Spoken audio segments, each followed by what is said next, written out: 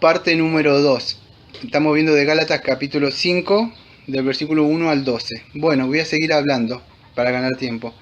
Vamos a ver ahora un poco que la fe más la circuncisión no sirve, o la fe más un sistema de religión que te imponga algún pastor o algo no sirve, si no sos salvo en Cristo. No es que en un lugar que vos te sientas que estás oprimido, que te imponen cargas, y eso significa que te están poniendo un yugo. Quizás no haya una circuncisión, pero te quieren poner algún yugo, y eso no sirve, la fe no es así.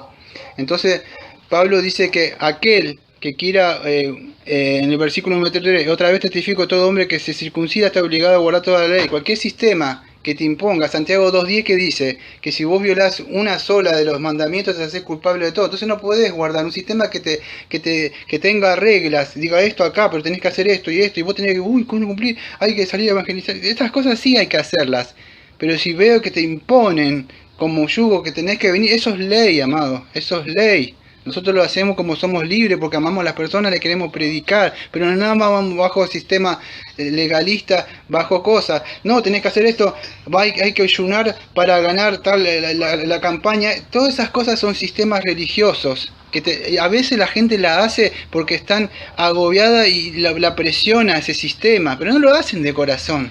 De verdad no lo hacen de corazón, porque esa persona le mete en ese yugo, porque su fin es traer almas, números, pero no regenerado. Entonces no sirve de nada una fe así.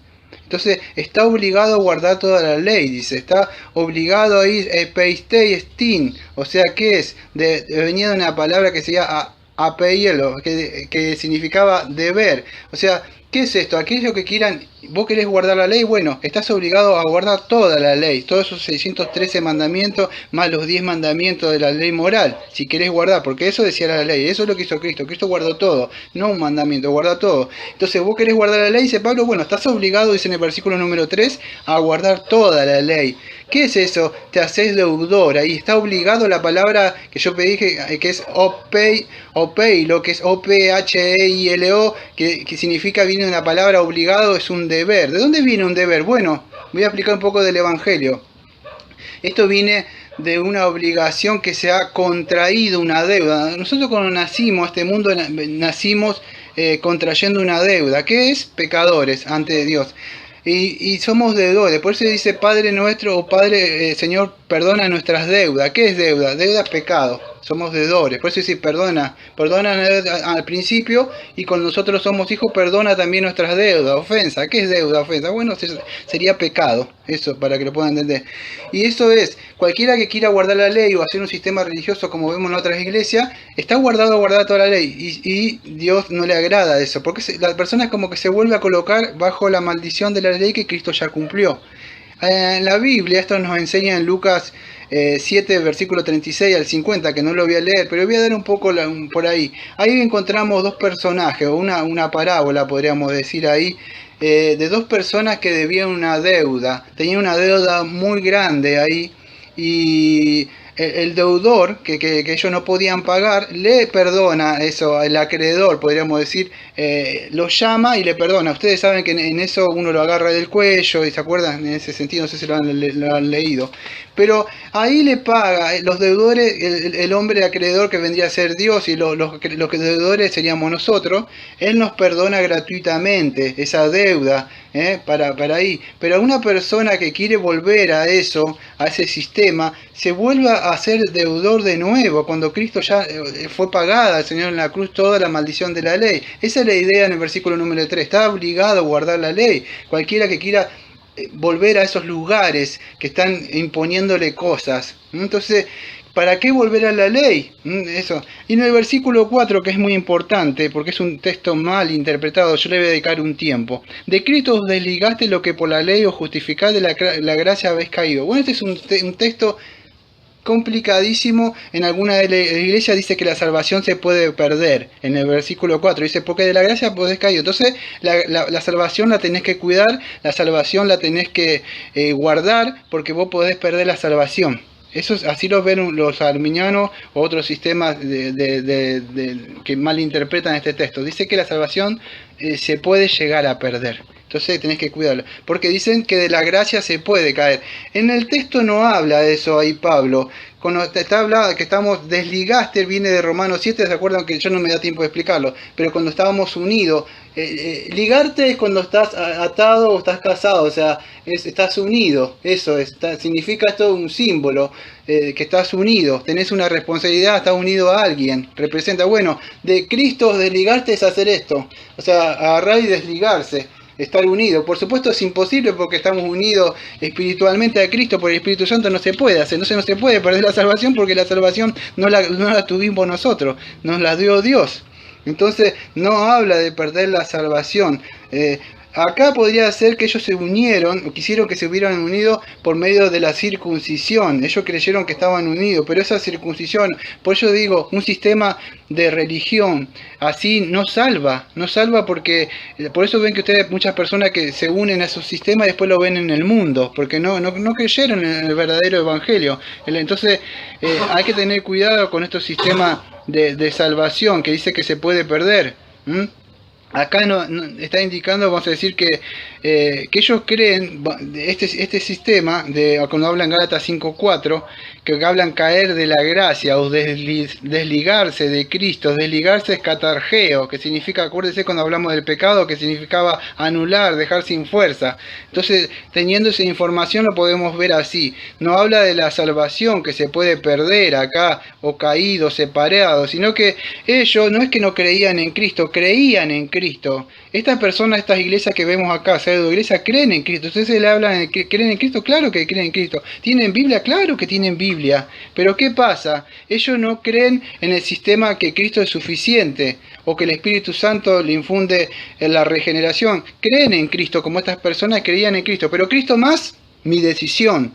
Cristo más, mi gotita de levadura que quiero poner para que Cristo me acepte. Yo le doy la oportunidad. ¿Cristo más? No es Cristo más. No, cualquier cosa que le quiera poner. Entonces ellos decían que Cristo estaba bien, pero era insuficiente. Como podríamos decir en el día de hoy que Cristo hizo posible la salvación, pero no fue eficaz. No es así. Entonces, la idea acá que indica insuficiencia de Cristo, que Cristo, vamos a decir, está bien, pero ahora la salvación depende de mí, la santificación. Cristo más mi esfuerzo que puedo hacer. Cristo más, no se trata de eso. Ahí está hablando, vamos a decir, que ellos aceptaban lo que hizo Cristo, pero no era suficiente.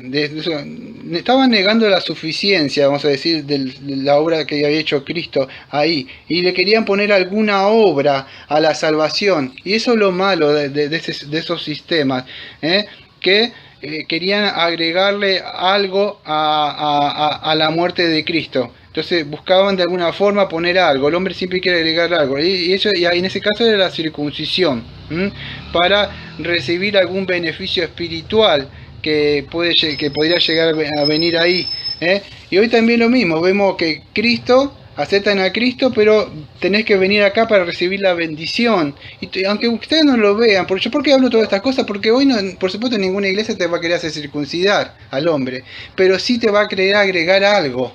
Siempre va a haber ese espíritu del fariseísmo, el espíritu de esta gente que quieren agregarle algo a la obra de Cristo. Y no es así, la salvación es por gracia y Cristo la cumplió y debemos aceptarla. Entonces hay que tener cuidado, cualquiera que quiera poner algo así te hace un yugo de esclavitud.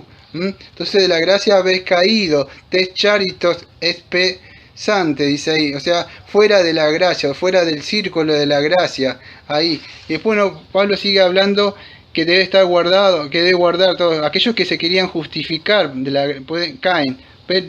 Y después empieza a hablar de los cristianos, pues nosotros por el Espíritu guardamos por la fe la esperanza de la justicia. Bueno, eso estaba hablando de aquellos que no eran cristianos, que se querían. Ahora va a hacer una antítesis y va a mostrar los verdaderos cristianos. ¿Quiénes son? Pero nosotros, dice ahí, Eimesgar, dice en el griego, los cristianos, en oposición a los legalistas, los de la falsa iglesia. ¿Qué son?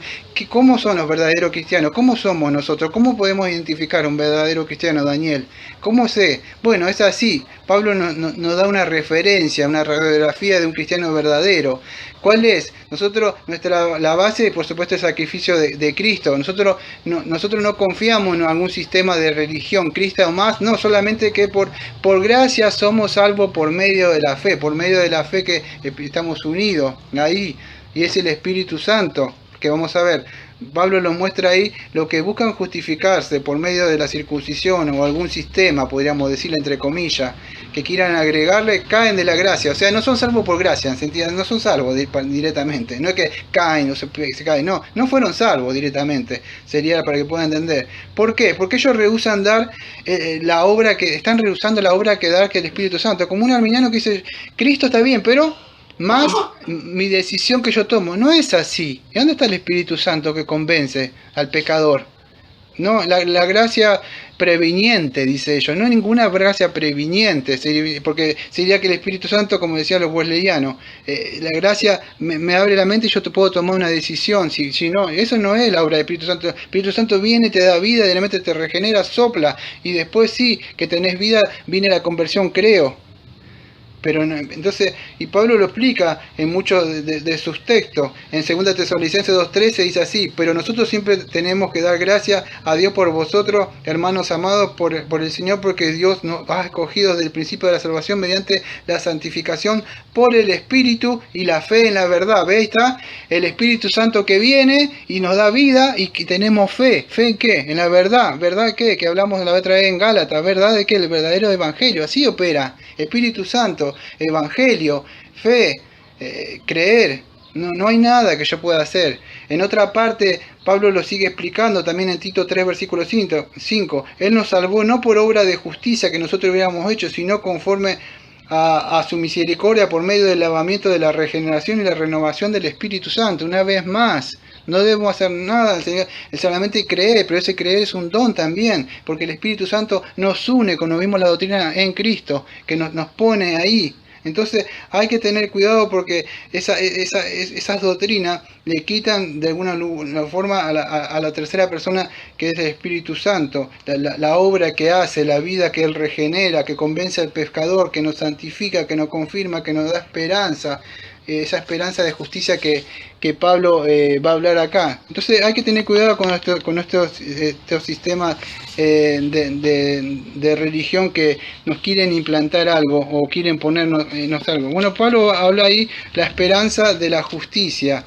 Pues nosotros tenemos una esperanza de justicia. Pablo se pone a hablar ahí en el versículo número 5 de esa esperanza de justicia que tenemos nosotros. Aunque nosotros fuimos salvos ahora, o somos salvos ahora, pero tenemos una esperanza de justicia que en un tiempo nosotros vamos a ser totalmente salvos. El ya todavía no. O sea, nuestro cuerpo va a ser totalmente glorificado, ya no vamos a pecar. Tenemos una esperanza, aunque somos salvos, tenemos la esperanza venidera de esa redención total, podríamos decir ya. Ya estamos, pero todavía lamentablemente vivimos acá. Entonces tenemos una esperanza que esa es la esperanza que tenemos de justicia, de esa justicia que algún día, eso para que puedan entender el versículo que habla Pablo ahí. Después sigue hablando, porque en Cristo Jesús ni la circuncisión vale algo, ni la incircuncisión, sino la fe que obra por el amor. Esto me voy a ampliar más el domingo que viene, pero algo voy a hablar un poco ahora, la fe que obra por el amor. No es que el amor, hoy hablemos en la iglesia mucho del amor, pero no es la fe que obra por el amor, hay que entenderlo bien ahí. La verdadera obra de amor, ahí o vamos a decir, o el fruto del Espíritu, podríamos decir, ese fruto, la fe verdadera, amado, no está sola. La fe va acompañada de obras, como dice Santiago 2:26, porque así como el cuerpo sin el Espíritu está muerto, así también la fe sin las obras está muerta. Santiago 2, versículo 26. Si mi espíritu se sale de mi cuerpo, se cae. Entonces, una fe que no tiene obra, o sea, que no tiene amor, no tiene obra de caridad, no tiene fruto del Espíritu, esa fe es espuria, amado, es una fe estéril. Una persona que dice, creo en Cristo, pero vos lo ves en la esquina tirado, tomando, fumando con la gente ahí, y decís, ¿dónde está tu fe? Es una fe intelectual nada más. Entonces la fe obra por el amor. Vemos que ese amor es el fruto. Una fe va a dar fruto. Por supuesto, yo el otro domingo voy a hablar que hay un tiempo y un crecimiento, pero se tiene que ver. Cuando se planta algo se ve una cosita así que sale chiquitita, algo, pero uy, tiene vida. Por supuesto que no va a tener fruto, pero quizás va a tardar 10 años a veces en dar un manzano, o 3 o 4, no lo sabemos, pero tiene vida, ha nacido de nuevo. Entonces la fe obra por el amor. Ahí el amor, o sea, que vendría a ser que obra eficazmente. Primera Tesalonicenses 2:3 dice, pero está ahí también nosotros, por esta está también nosotros oramos nosotros sin cesar. Damos gracias a Dios de que cuando recibiste de nosotros la palabra del mensaje de Dios, la aceptaste no como palabra de hombre, sino como lo que verdaderamente es, la palabra de Dios, la cual también hace su obra en vosotros que creísteis. Entonces, si creyeron a la palabra va a producir, no vuelve vacía, tiene que producir. Por lo tanto, creí, por lo tanto obré. Entonces hablo, creo, todo el creer también está ligado con la obediencia, no solamente creer. ¿Para qué voy a creer si no hago nada porque de verdad no creí? Si Dios me dice salí de ahí porque te vas a quemar, digo sí creo, pero sigo en ese mismo lugar, no creí nada. De verdad no creí. Entonces va acompañada, debemos entender eso. No es un amor sentimental este amor de ahí, es un amor de obediencia a la palabra. No es amor, pero está ligado a un amor romántico, como vemos este evangelio romántico que le digo yo. Entonces hay que entender eso.